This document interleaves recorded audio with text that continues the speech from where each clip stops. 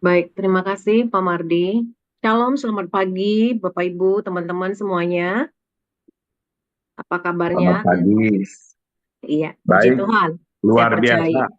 Iya, puji Tuhan. Saya percaya kita semua tetap antusias di dalam Tuhan. Bapak Ibu Saudara, saya mau ajak kita sebentar berdoa bersama. Bapa di surga, hari ini kami mau dengar-dengaran dengan Engkau. Firman Tuhan yang setiap pagi kami dengar itu tidaklah kebetulan, tapi kami percaya adalah kairosmu untuk berbicara kepada setiap kami. Biar setiap kami hari ini yang ada di Koramdeo pagi ini memiliki telinga seorang murid yang mau terus dengar-dengaran dengan kebenaran firman-Mu, karena hanya kebenaran-Mu itu yang sanggup memerdekakan kami, memulihkan kami, bahkan menyembuhkan setiap kami.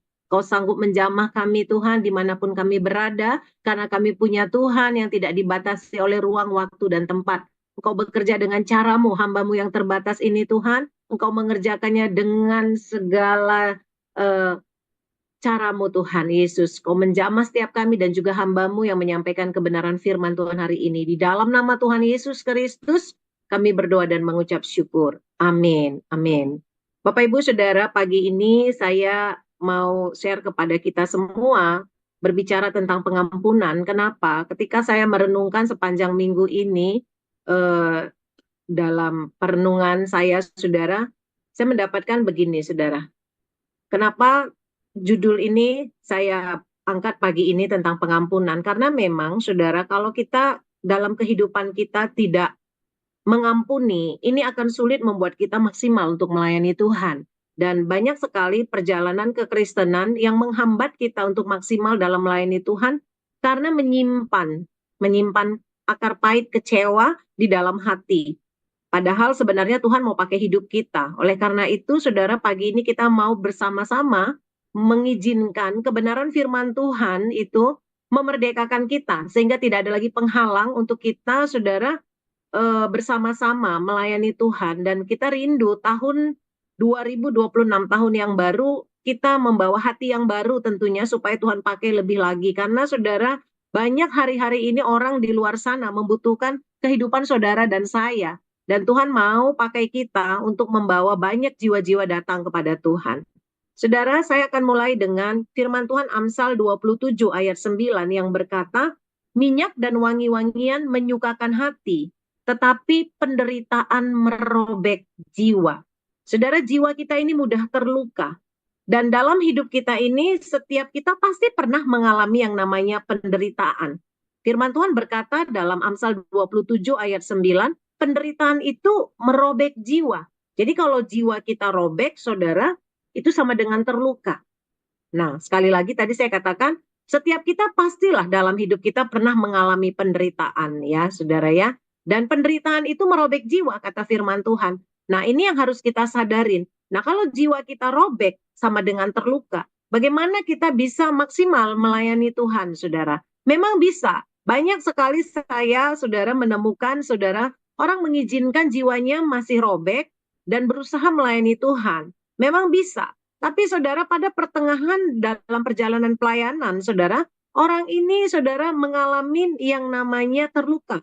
Ya, saudara, gampang kecewa ketika orang yang dilayani tidak seperti yang diharapkan. Lalu berhenti melayaninya dan meninggalkan pelayanan tersebut. Makanya kita nggak mau, saudara, ini dibiarkan. Kita akan memasuki tahun yang baru, kita akan membawa, saudara, jiwa kita ini pulih, sembuh, saudara. Nah, kembali kepada jiwa. Jiwa kita ini mudah terluka itu saudara melalui apa?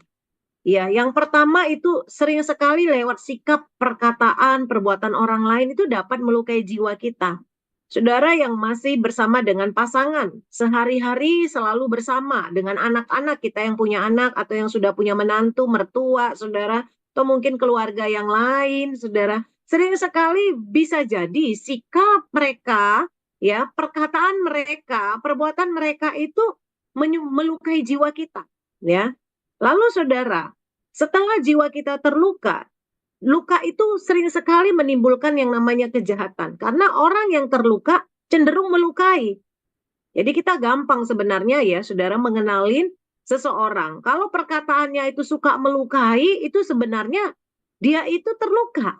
Ya, jadi sebenarnya Saudara, kalau kita sudah tahu ini, kita harusnya menjaga hati kita. Jadi kalau ada orang yang ngomong, saudara, kalau kau ngomong itu perkataannya melukai, kalau ngomong tuh perkataannya menyakiti, saudara, harusnya kita nggak perlu lagi terluka karena kita sudah mengenali orang ini sedang terluka dan peran kita apa, saudara? Tentunya nggak kebetulan kita bersentuhan dengan orang yang perkataannya suka melukai. Tuhan mau pakai hidup kita untuk melayani orang-orang yang terluka ini. Nah, luka itu hanya dapat disembuhkan dengan cara mengampuni. Sekali lagi, saudara. Luka di jiwa itu, saudara, penderitaan di jiwa itu hanya dapat disembuhkan dengan cara mengampuni. Mari sama-sama katakan, saudara, mengampuni. Efesus 4 ayat 32 berkata demikian. Ya, dalam terjemahan barunya ya, saudara ya. Tetapi hendaklah kamu ramah seorang terhadap yang lain. Ramah, saudara ya. Firman Tuhan bilang, hendaklah kamu ramah seorang terhadap yang lain, penuh kasih mesra, dan saling mengampuni, sebagaimana Allah di dalam Kristus telah mengampuni kamu. Wow, ini luar biasa ya, saudara ya. Kalau dalam terjemahan AYT-nya berkata begini, bersikaplah ramah. Ya, setiap kata akhiranlah itu perintah ya. Bersikaplah ramah satu dengan yang lain, milikilah hati yang lembut, dan saling mengampuni. Nah, ada kata mengampuni lagi. Sebagaimana Allah dalam Kristus juga mengampuni kamu. Saudara, dalam pernikahan ya, dalam pernikahan, selain kita mengasihi pasangan, saudara, hal yang penting juga dalam pernikahan adalah pengampunan. Jadi pernikahan itu, saudara, bisa bertahan kalau di dalamnya ada kasih, pengampunan, penerimaan. 3 ini aja, saudara, dipegang dalam perjalanan pernikahan. Sebenarnya pernikahan ini bisa berjalan dengan baik. Tapi sulit sekali 3 hal ini, saudara, ini dilakukan dalam pernikahan. Nah, sekali lagi, saudara, dalam pernikahan penting sekali ada pengampunan. Kenapa, saudara? Karena dalam setiap perjalanan pernikahan pasti ada luka, ya. Lewat perkataan pasangan bisa, lewat sikap, perbuatan, saudara. Nah, ketika pasangan kasar, tidak setia, tidak mengasihin, itu semua mendatangkan luka. Nah, luka itu, saudara, harus dibuang dengan cara apa? Mengampuni. Jadi jangan dibiarkan. Kalau luka dibiarkan dalam pernikahan, bisa bayangkan, saudara, itu dampaknya kepada keturunan. Anak-anak akan mengalami dampaknya. Jadi, saudara, ini penting sekali. Bagi saudara yang masih bersama dengan pasangan dan juga anak-anak, menantu, ini penting sekali, saudara ya. Kita harus buang luka pagi ini dengan cara mengampuni. Sekali lagi, kalau hati kita terluka, bagaimana kita bisa mau melayani dengan baik? Kalau hati kita terluka, bagaimana kita bisa bersatu di dalam Koramdio ini, saudara? Ya, jadi jangan sampai kita membiarkan, ya, membiarkan hati kita ini luka. Kita nggak akan pernah bisa bersatu, saudara. Dan iblis suka sekali dengan yang namanya perpecahan. Nah, kalau kita sudah terpecah-pecah, ini akan sulit untuk memperluas kerajaan Allah di bangsa ini. Dan saya mendengar, saudara, hari-hari ini Koramdio menjadi berkat. Bukan hanya untuk satu kota, tapi banyak provinsi. Dan puji Tuhan, saudara,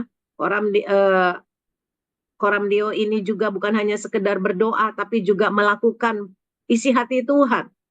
Membantu bencana teman-teman kita, saudara-saudara kita yang sedang mengalami bencana di Sumatera. Itu luar biasa, saudara. Nah, bagus sekali untuk itu kita kerjakan. Tapi tentu ada bagian kita juga yang memang jangan biarkan kita melayani tapi kita menyimpan luka. Ini nggak membuat kita maksimal.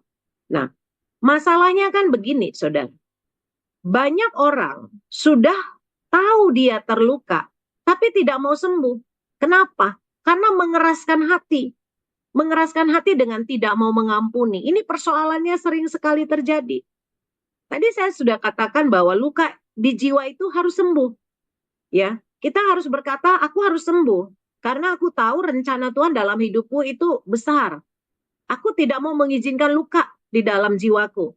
Nah, makanya ini dibutuhkan kerendahan hati. Nah, kita belajar yang kedua. Apa yang terjadi, saudara, kalau kita tidak mengampuni? Apa yang terjadi bila kita tidak mengampuni?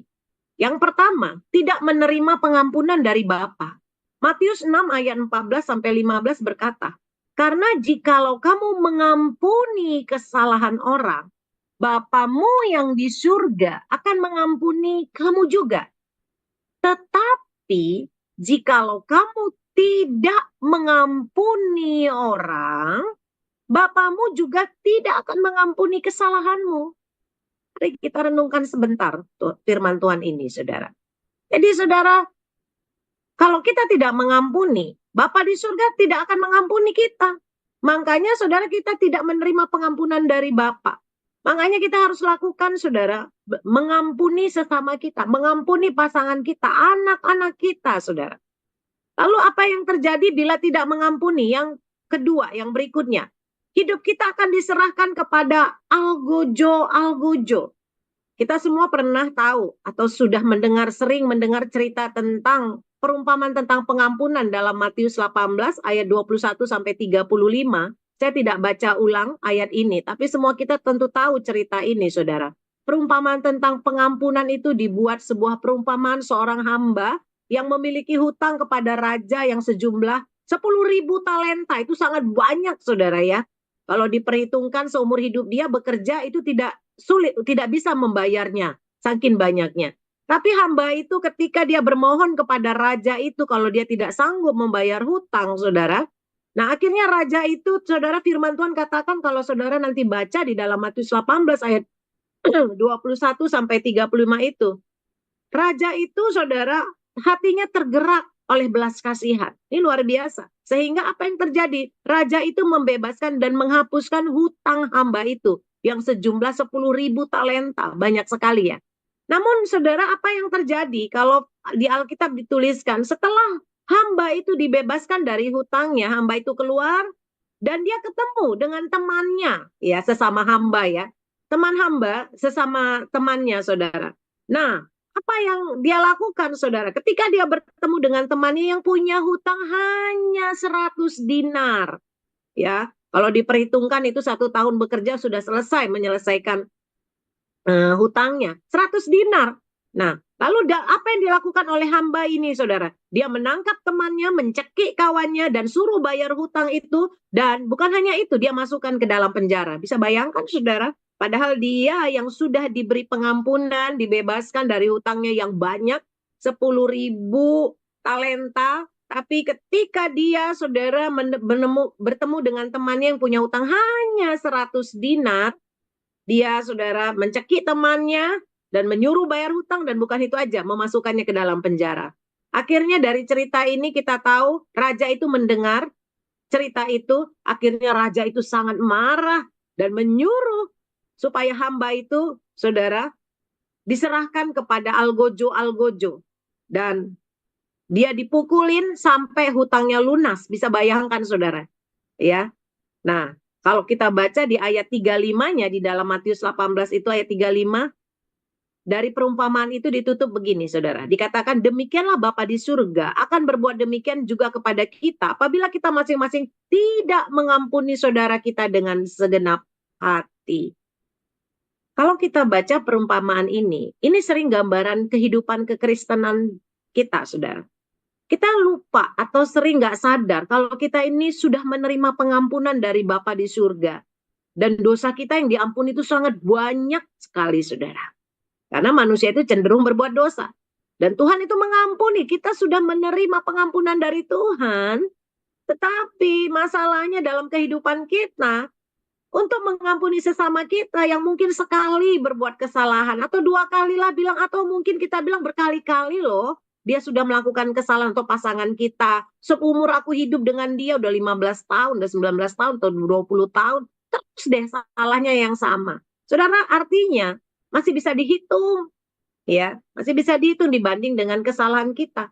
Tapi kita sulit kan mengampuni. Kita nggak mau mengampuni. Nah, makanya nggak heran, saudara. Hidup kita itu diserahkan kepada algojo. Algojo. Saudara, kita dipukuli dengan apa, saudara? Algojo, sakit penyakit, ya, ngalamin ekonomi yang semakin Ya itu artinya saudara, diserahkan kepada algojo-algojo saudara. Bayangkan saudara, hidup kita mengalami itu, hidup mengalami kebangkrutan, apalagi saudara. Sering sekali kita mengalami itu, dipukulin dengan itu semua. Karena apa? Kita menahan pengampunan. Ini penting untuk kita renungkan saudara. Jadi kalau kita ngeraskan hati tidak mau mengampuni, ya, firman Tuhan kalau saudara nanti baca di dalam Amsal 28 ayat 14 itu, orang yang mengeraskan hati tidak mengampuni, itu dikatakan dia akan jatuh ke dalam malapetaka, ya, atau hidup dalam kejahatan. Jadi orang-orang yang hidupnya jahat itu saudara, itu karena menahan pengampunan. Kenapa ada orang membunuh? Kenapa ada orang yang bisa saudara melakukan kekerasan dengan pasangannya? Karena tidak melepaskan pengampunan, mengeraskan hati saudara. Apa yang terjadi bila tidak mengampuni? Yang berikutnya, yang ketiga saudara.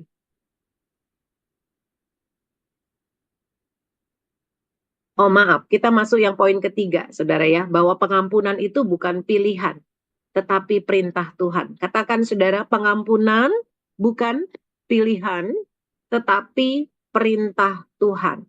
Matius 18 ayat 21 sampai 22. Terjemahan baru berkata demikian saudara. Kemudian datanglah Petrus dan berkata kepada Yesus, Tuhan, sampai berapa kali aku harus mengampuni saudaraku jika ia berbuat dosa terhadap aku? Sampai 7 kali? Lalu ayat 22, Yesus berkata kepada Petrus, bukan, aku berkata kepadamu bukan sampai 7 kali, melainkan sampai 70 kali 7 kali. Saudara bisa bayangkan 70 kali 7 kali ya. Jadi 70 kali 7 kali saudara. Itulah pengampunan, itu kesalahan yang sama. Artinya pengampunan itu harus terus menerus saudara ya. Jadi pengampunan itu perintah, bukan pilihan. Aku memilih nggak mau mengampuni. Bukan saudara. Pengampunan itu perintah. Jadi kalau perintah tentunya harus kita kerjakan. Memang ngomongnya ini enak. Prakteknya ini saudara, mau nggak mau kita harus lakukan karena perintah. Kan firman Tuhan bilang ya, Yohanes 14 ayat 15 kan bilang gini, kalau kamu mengasihi aku, kamu akan menuruti segala perintahku, segala. Berarti semua perintah Tuhan. Kalau kita berkata, aku mengasihi engkau Tuhan. Saudara jangan hanya sekedar lirik lagu. Tapi saudara kita sadar kalau kita mengasihi Tuhan, berani mengatakan kita mengasihi Tuhan. Firman Tuhan bilang, Yohanes 14 ayat 15, menuruti segala perintah. Nah, jadi pengampunan itu perintah. Ya. Firman Tuhan berkata, perintahnya apa? Ya, bukan sampai cuma 7 kali. Itu terbatas, saudara. Ya, tapi unlimited. 70 kali 7 kali. Oh, banyak ya. Kesalahan yang sama. Kenapa harus berulang-ulang? Ya, setiap kali diingatkan kesalahan orang itu, Tuhan suruh lepasin pengampunan. Ketika diingatin, lepasin pengampunan. Berulang-ulang sampai sembuh. Saudara, hanya pengampunan yang dapat melembutkan hati yang keras. Saya menyaksikan saudara, tahun lalu saya melayani suami istri, ini buat saya luar biasa dan saya bisa melihat Tuhan lewat hidup istrinya saudara. Kenapa?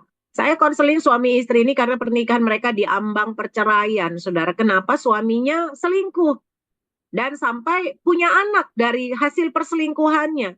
Ini istrinya saudara, rajin pelayanan, rajin ada di gereja seperti itu ya.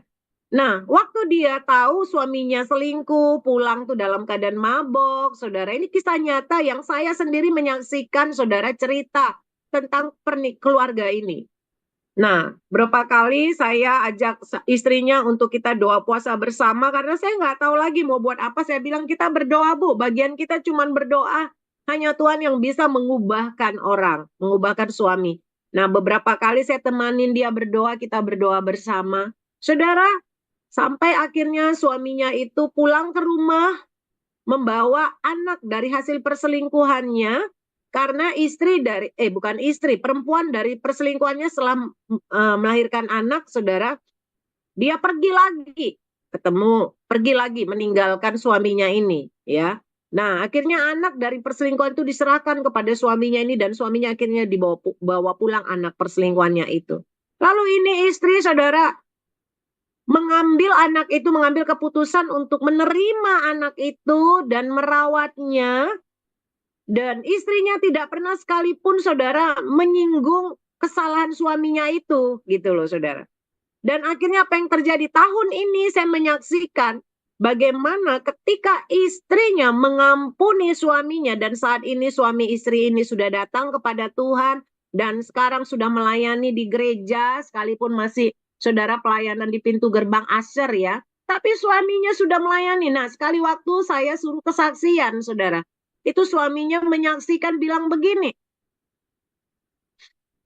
ketika dia diterima dan tidak pernah diungkit tentang dosa kesalahannya, itu yang membuat dia tidak bisa berkata apa-apa. Kalau orang Medan bilang tidak bisa berkutik, gitu loh, saudara. Dan dia bilang, dia baru sadar dan membukakan matanya bahwa istrinya adalah wanita yang terbaik yang diberikan Tuhan buat hidupnya, dan itu nggak bisa dibandingkan dengan siapapun. Itulah yang membuat dia berbalik kepada Tuhan. Dan waktu saya suruh istrinya kesaksian, apa yang membuat istrinya bisa melakukan itu? Kalau secara manusia, saudara, ini nggak gampang, tidak gampang. Saya waktu mendengar itu, saudara, apakah kalau itu di posisi saya bisa begitu ya? Nah, itu ya, saudara, nggak gampang dong. Suami kita, saudara, sudah meninggalkan kita, pulang-pulang bawa anak dari perselingkuhannya. Waduh, kalau secara manusia, masih di depan pintu aja kita rasanya udah mau usir, ya, bener ya, saudara. Tapi waktu istrinya ini kesaksian dengan tenang, saudara, istrinya tidak banyak pandai berkata-kata. Istrinya itu sangat pendiam dan berdoa, senang berdoa, suka menyembah Tuhan. Itu yang saya lihat. Karena beberapa kali saya lihat di gereja, saudara, dia itu berdoa. Nah, saudara, waktu ditanya istrinya kesaksian apa yang membuat dia bisa menerima, dia bilang begini, karena Tuhan. Karena Tuhan. Dia berkali-kali berkata demikian, karena Tuhan. Dan dia bilang begini, Tuhan sangat mengasihi saya. Dan itulah yang membuat saya ingin terus mentaati perintah Tuhan. Wow, ini luar biasa, saudara. Karena Tuhan. Dan dia tidak bilang karena suaminya yang begini, tidak menyinggung sedikit pun. Dia bilang karena Tuhan. Tuhan begitu sangat mengasihi dia. Dan dia bilang begini, saya pun tidak luput dari kesalahan dan dosa. Gak ada yang tahu dosa saya ketika saya di atas tempat tidur. Juga sering memikirkan hal-hal yang marah kepada suami, itu kan dosa, dia bilang. Tapi Tuhan itu ketika saya datang minta ampun, Tuhan mengampuni saya, apa alasan saya tidak mengampuni? Dan dia merasakan kasih Tuhan yang begitu besar atas hidupnya, itulah alasan dia, saudara, mentaati perintah Tuhan. Wow, ini luar biasa. Dan saudara, jujur saya pribadi waktu dengar kesaksian itu, saya melihat Tuhan di dalam istrinya, saudara. Wow, ini pekerjaan Tuhan yang luar biasa. Saudara lihat, pengampunan itu adalah melepaskan semua tuntutan-tuntutan terhadap orang atau pasangan yang menyakiti hati kita. Sekali lagi, pengampunan adalah melepaskan semua tuntutan-tuntutan.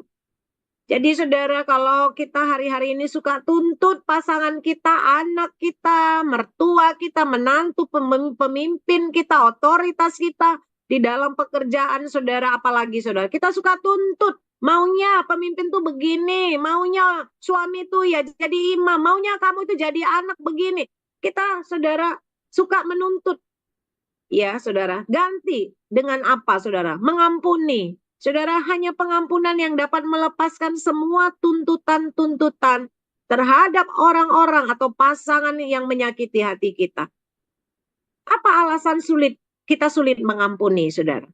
Ya, apa alasan kita sulit mengampuni? Karena kita selalu berkata begini, bukan salah saya. Kenapa saya yang harus mengampuni? Bukan salah saya. Nah, apalagi alasan kenapa kita sulit mengampuni?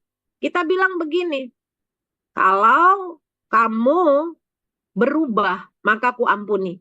Tapi kalau kamu nggak berubah-berubah, nanti dulu. Saudara, coba kita renungkan sebentar. Apakah Yesus melakukan hal demikian kepada kita? Buktinya sampai hari ini kita juga sedang proses untuk berubah. Kadang-kadang juga saudara, udah bertahun-tahun saudara, kita tahu firman gak mau berubah. Ketika kita datang kepada Tuhan, Tuhan menerima kita. Nah, tapi apa yang terjadi? Kita sulit mengampuni karena kita punya alasan. Kalau kamu berubah ya, aku ampunin. Janji dulu berubah, aku ampunin. Kita ngomong dengan pasangan kita. Demikian, saudara. Nah, kenapa saudara banyak istri-istri, saudara waktu saya konseling ke saudara, saya bilang lepasin pengampunan kepada suami. Saya bilang gini, enak aja, ntar dia besar kepala. Nanti diampunin, dibuat salah lagi, karena begitu terus-menerus. Nah, saudara, ini alasan kenapa kita sulit mengampuni. Kita berpikir, ntar kalau diampunin, dia buat salah lagi, enak aja. Keenakan tuh orang, keenakan tuh suamiku. Nah, saudara lihat, itu alasan kenapa kita sulit mengampuni. Ya. Nah, lalu apalagi saudara? Kenapa kita sulit mengampuni? Kita suka bilang gini kan, aku nggak bisa mengampuni. Aku nggak bisa mengampuni, sakit sekali sudah dibuatnya. Aku nggak bisa. Wah, ini sering sekali saudara saya temukan pada wanita-wanita yang saya konseling saudara. Aku nggak bisa Bu, aku nggak bisa. Sakit banget. Lukanya udah ketato di hati. Nah, tatonya permanen lagi, jadi nggak bisa dihapus, saudara lihat. Aku nggak bisa, saudara, pengampunan bukan tidak bisa. Masalahnya tidak mau, bukan tidak bisa. Sebenarnya, saudara, kalau mau aja mengampuni pasti bisa. Masalahnya bukan tidak bisa, tapi tidak mau. Sekali waktu saya ngomong begitu sama orang yang saya layani, saya bilang bukan nggak bisa, kamu bisa, tapi masalahnya kamu mengeraskan hati. Sehingga kamu tidak mau melepaskan pengampunan. Oh, itu membuat dia diam, saudara. Saudara, saya mau beritahu bahwa pengampunan itu bukan untuk merubah orang lain. Pengampunan itu untuk membebaskan kita. Jadi jangan kita berpikir, waduh, saya tuh ngampunin kalau kamu berubah. Kalau kita membuat statement demikian, kita lelah, saudara. Nah, kita nggak bisa merubah baik pasangan kita, anak kita. Jadi pengampunan, saudara, tidak ada hubungannya dengan perubahan orang lain. Sekali lagi, pengampunan itu tidak ada hubungannya dengan perubahan orang lain. Pengampunan hanya berbicara tentang ketaatan saya, ketaatan kita dengan Tuhan. Selesai. Jadi kenapa kamu mengampuni? Ya karena saya taat kepada firman Tuhan. Kenapa kamu mentaati firman? Karena aku mengasihi Tuhan. Itu kan firman Tuhan katakan, barang siapa mengasihi aku, dia mentaati seluruh perintahku. Jadi sederhana jawabannya. Saudara, jadi kalau pengampun, kenapa kamu ampunin? Ya aku mau dia berubah. Saudara setahun, 2 tahun, 5 tahun, saudara tunggu. Nggak berubah-berubah. Saudara berhenti mengampuni, malah yang terjadi apa? Pahit, robek jiwanya. Jadi pengampunan itu harus benar, nggak ada hubungannya dengan perubahan orang lain. Jadi, saudara, pengampunan bicara tadi, ya udah ampunin. Masalah dia berubah itu urusannya dengan Tuhan, selesai. Bagian kita mentaati perintah Tuhan, selesai. Itu membuat kita bebas, saudara. Jadi sekali lagi, pengampunan nggak untuk merubah seseorang, tapi pengampunan itu untuk membebaskan setiap kita. Saudara, jangan biarkan memasuki tahun yang baru, kita melayani, tapi sebenarnya kita terikat, saudara. Hidup kita ini terikat, karena masih menyimpan luka-luka di hati. Nggak akan bisa maksimal, saudara. Tuhan mau pakai hidup kita lebih lagi di tahun depan. Mari kita bereskan di penghujung tahun ini hal-hal yang membuat kita tidak bisa, saudara, merdeka melayani Tuhan. Ini penting sekali. Saudara, pengampunan yang benar adalah kita mau belajar. Ini penting, saudara. Pengampunan yang benar bukan memendam, bukan mendiamkan, bukan membiarkan, saudara. Ya, pengampunan yang benar itu, saudara, bukan memendam, bukan mendiamkan, bukan membiarkan. Saya kasih ilustrasi, saudara. Saudara tahu, saudara bisa lihat ya, saya pegang aqua botol ini. Saudara, Tuhan itu sebenarnya sudah beri hati yang baru kepada kita. Seperti inilah, saudara, hati kita yang Tuhan beri. Bening, jernih. Karena Yehezkiel 36 ayat 26 sampai 27 dibilang begini. Kamu akan kuberikan hati yang baru dan roh yang baru di dalam batinmu. Dan aku akan menjauhkan dari tubuhmu hati yang keras. Dan kuberikan kepadamu hati yang taat. Wah, ini luar biasa. Ayat 27 bilang begini, rohku akan kuberikan diam di dalam batinmu, dan aku akan membuat kamu hidup menuruti segala ketetapanku, dan tetap berpegang pada peraturan-peraturanku dan melakukannya. Ini luar biasa, saudara.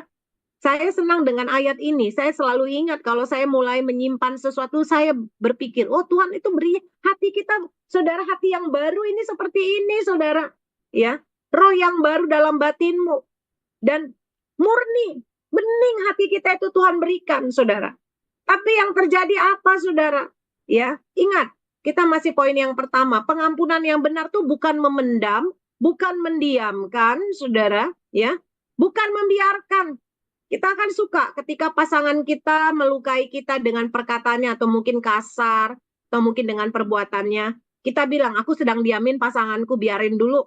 Saudara, pengampunan itu udah, aku pokoknya nggak mau ribut. Ya udah, aku biarkan. Bukan itu, saudara. Pengampunan yang benar itu, saudara, ya, bukan mendem-mendam membiarkan. Ingat, tadi saya kasih ilustrasi, Tuhan tuh kasih kepada kita hati yang begini bersihnya. Jernih, saudara, kalau saya ngintip dari sini, saudara, itu bisa kelihatan masih, saudara. Artinya transparan hati yang seperti ini. Hati yang beginilah yang Tuhan beri. Karena hanya hati yang murni, hati yang bersih lah, yang membuat kita betah dengan Tuhan, tinggal dalam hadirat Tuhan. Tapi sering sekali yang terjadi apa, saudara? Nah, ini dia, saudara. Hati kita yang bersih itu, saudara, ya, di dalam perjalanan kehidupan kita, kita ketemu dengan orang-orang yang mungkin mengeluarkan perkataan yang menyinggung kita, saudara. Nah, lihat, saudara, saya teteskan ini. Nah, kita biarkan, saudara, masuk perkataan-perkataan yang membuat kita sakit hati. Lalu ada sikap perbuatan pasangan kita yang kasar, kita biarkan di dalam hati kita diamkan, saudara.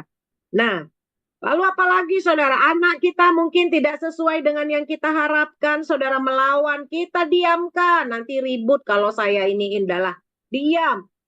Otoritas kita menyampaikan kata-kata yang menurut kita tidak pas, saudara. Ya udahlah, saya diamkan deh, udah deh. Saudara lihat, kita biarkan semuanya, saudara. Terpendam, saudara. Semuanya. Nah, makanya sekali waktu ketika diingatkan lagi ketemu orang yang menyakiti kita, saudara, pasangan kita atau atasan kita atau orang lain yang menyakitin kita, oh saudara, hati kita digoncang, saudara, lihat, saudara, digoncang, saudara, digoncang, saudara. Waduh, sebenarnya ini cocoknya tadi warna krayonnya warna hitam, saudara, ya, tapi saya nggak nemu. Nah, ini bayangkan, saudara. Nah, hati kita jadi ini, saudara. Waktu diingatkan kembali, hati kita digoncang, saudara. Waktu teringat, saudara. Artinya apa? Hati kita jadi keruh. Nah, saudara, kalau ngintip dari sini nggak bisa lihat apa-apa lagi. Saudara, ya, hati kita keruh. Ini belum mengampuni namanya, saudara. Pengampunan itu, saudara, ketika diingatkan, hati kita itu, saudara, tetap bersih seperti ini. Makanya respon kita positif. Itu dia, saudara. Kalau saudara mau ukur, aku udah mengampuni belum ya? Hati kita bersih begini, maupun digoncang, diingatkan kembali, tetap bersih. Sehingga menghasilkan apa, saudara? Respon positif. Tapi kalau hatinya begini, saudara, digoncang, saudara, digoncang, keruh, makanya nggak heran. Tahun depan, saudara, sama pasangan, waduh, ngamuk lagi. Ngambek lagi sama otoritas, nggak mau lagi datang ke gereja. Artinya nggak bisa, responnya negatif. Suka ceritain, gosip. Itu karena apa, saudara? Hatinya keruh. Saudara bisa ngerti ya. Yang kedua, pengampunan itu bukan menahan kemarahan. Ya. Yang kedua, saudara, pengampunan itu bukan menahan kemarahan. Yang bilang gini, gimana kamu dengan peristiwa semalam? Nggak apa-apa. Aman. Hati-hati loh, saudara, yang suka bilang nggak apa-apa, aman. Saya kalau nanya kepada jemaat, nanya apa, gimana kabar kamu hari ini? Gimana hati kamu? Apakah kamu sehat luar dalam? Saya tanya. Aman, aman. Waduh, ini justru saya sering curiga nih amannya gimana ini. Nggak apa-apa, nggak apa-apa, saudara. Jadi pengampunan itu bukan menahan kemarahan. Lalu pengampunan bukan melupakan. Nah, saudara, satu lagi nih. Saya berpikir berharap dengan ilustrasi-ilustrasi ini bisa ingat. Makanya nanti dalam hidup kita, waktu kita diperhadapkan ini, kita ingat kita ini pengampunannya udah benar belum? Jangan-jangan kita pikir sudah mengampuni, tapi ternyata masih memendam. Ilustrasinya yang tadi, saudara ya. Dibiarin di hati kita yang bersih itu, disimpan semua, diendapkan semua. Nah, makanya ketika ada goncangan, diaduk, hatinya keruh. Makanya responnya negatif. Jadi itu belum benar ya pengampunannya. Lalu menahan, nggak apa-apa, ya udah deh, udah. Itu juga bukan pengampunan yang benar. Pengampunan yang benar itu juga bukan melupakan. Saudara, melupakan tuh ibarat seperti tanaman ini ibaratnya aja saudara ditanam di tanah ya saudara ya. Di tanah, wadahnya tanah, dan ini sudah berakar kuat. Pengampunan tuh bukan melupakan saudara. Melupakan tuh begini ya. Ya udah, aku lupakan. Saudara itu seperti dipangkas daunnya, mangkas daun saudara, dipangkas daunnya, dipangkas. Saudara lihat nih saudara. Nah, saudara bisa bayangkan kalau pengampunan melupakan cuman mangkas-mangkas aja, udah aku lupain, udah aku lupain. Saudara, bayangkan kalau kita cuman pangkas daun ini, apakah ini mati daunnya? Tidak. Dia akan tetap tumbuh lagi tunas yang baru. Jadi ingat, pengampunan yang benar tuh bukan melupakan. Kalau melupakan tuh seperti cuman pangkas daun, pangkas gunting, udah aku lupakan, aku coba lupain. Saudara, sekali waktu ini akan tumbuh lagi, saudara.